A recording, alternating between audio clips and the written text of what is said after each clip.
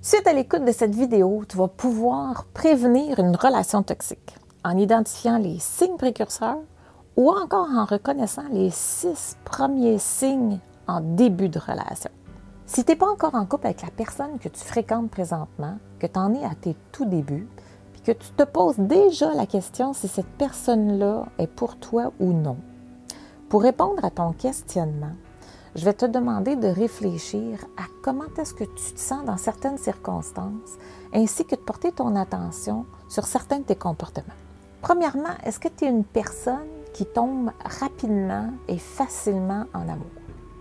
Si oui, ça se peut même que tu te sens déjà en amour alors que tu n'as même pas encore rencontré cette personne. Malgré tout, ton cœur, il vibre terriblement pour l'autre. Si c'est le cas, prends garde à toi. Tu risques davantage d'être en amour avec le fait d'être en amour que d'être en amour avec la personne. Deuxièmement, est-ce que tu es prête à tout pour être aimé? Tu donnes tellement à l'autre pour être aimé que tu acceptes même de ne pas vraiment recevoir d'amour en retour, ou du moins très très peu.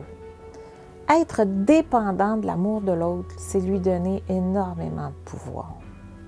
De plus, ça ne comblera pas le vide que tu ressens. Parce que ce vide, il n'y a que ton amour pour toi qui peut combler ça. Troisièmement, tu acceptes peut-être déjà que l'autre personne soit indifférente à toi par moment. Tu préfères te nourrir de cet amour ou du moins te faire croire qu'il t'aime parce que cette personne-là t'a démontré de l'intérêt ou de l'attention dans certains moments. Par exemple, tu lui parles, tu lui racontes certaines choses sur ta vie émotionnelle, ce que tu vis, ce que tu ressens, et tu n'écoutes pas vraiment. Il ou elle te répond sur un autre sujet comme si tu n'avais rien dit. Quatrièmement, est-ce que l'autre se montre déjà impatient ou quelque peu agressif? Est-ce qu'il monte le ton ou tape sur une table ou des objets? Peut-être même que son regard se fait menaçant. Si c'est le cas, sors de là. Cinquièmement, si tu as l'impression que ce que tu dis, c'est jamais valable, que tu as toujours tort, que l'autre cherche par tous les moyens de te convaincre du contraire lorsque tu parles ou de ce que tu ressens, il est préférable de mettre fin tout de suite à cette relation avant que ça devienne rapidement toxique. Sixièmement, si l'autre te demande quelque chose, puis tu te sens mal d'accepter, puis qu'il insiste jusqu'à ce que tu cèdes, prends garde. Ça débute très très mal une relation. Respecte-toi. Ne cède pas si tu te sens inconfortable. Si tu tiens ta position et que ça choque l'autre, retire-toi. Si déjà dans les débuts, ce comportement-là il est présent, ça va juste pouvoir empirer. Quelle que soit la situation, porte attention à ton ressenti. Il t'avertit toujours en te créant comme un malaise ici, un mal-être au niveau du cœur. C'est ton intuition. Ton intuition t'avertit toujours, même si la plupart du temps, tu choisis de l'ignorer.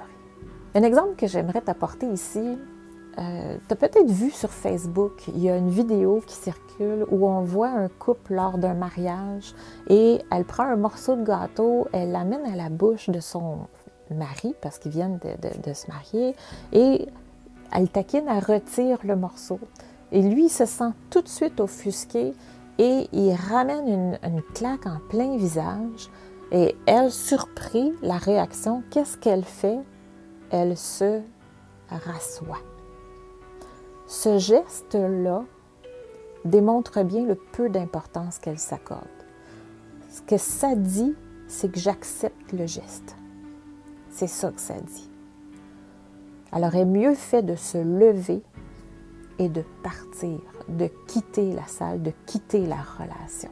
J'ose même pas imaginer l'enfer que cette femme-là doit vivre aujourd'hui si une simple petite taquinerie a eu une réaction semblable. Mais la situation n'a pas besoin d'être aussi extrême, là. Ça devient extrême parce que tu es convaincu que c'est tout ce que tu mérites. Si tu n'as pas d'importance, c'est parce que tu t'en accordes pas. Si tu vis les situations qu'on a mentionnées, ça fait déjà un moment que tu endures ça, que tu vis ça. Ça se peut que tu te demandes si c'est pas toi qui t'imagines des choses, si c'est pas toi le problème. Est-ce que tu te sens perdre de la valeur? Est-ce que tu t'aimes de moins en moins? Est-ce que tu vis plus de peine que de joie? As-tu l'impression de tenir plus que tout à la relation tout en sachant que ça ne fait aucun sens? Est-ce que tu t'entends dire souvent que c'est la personne, l'homme de ta vie, la femme de ta vie? Tu vis peut-être la violence verbale, psychologique, physique. Tu ne te sens pas important pour l'autre. Si c'est le cas, sors de là. L'exemple que j'aimerais apporter ici, c'est l'exemple d'une jeune fille qui demande mon aide pour son couple. Elle commence par me raconter qu'elle est désespérée parce qu'elle mentionne que c'est l'homme de sa vie, mais elle aimerait cependant qu'il soit plus coopératif, qu'il ait plus de complicité, qu'il travaille beaucoup. Quand il revient, bien, il est fatigué, il est irritable. Puis après quelques interventions, par contre, je réalise que c'est pas tout à fait ce qu'elle me raconte. Lorsqu'il rentre du travail, il la traite de tous les noms.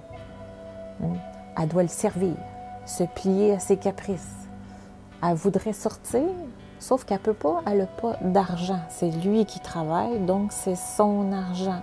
Elle doit rester seule avec l'enfant. À un certain moment donné, elle tombe malade. Elle fait de la fièvre. Elle le réveille pour qu'il puisse aller prendre soin de l'enfant qui s'est réveillé. Il lui répond, c'est ta responsabilité, c'est pas mon problème.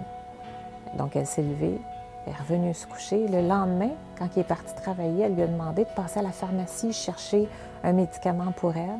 Et il lui a répondu que, un, c'était trop cher, et deux, il y avait autre chose de plus important que ça à faire.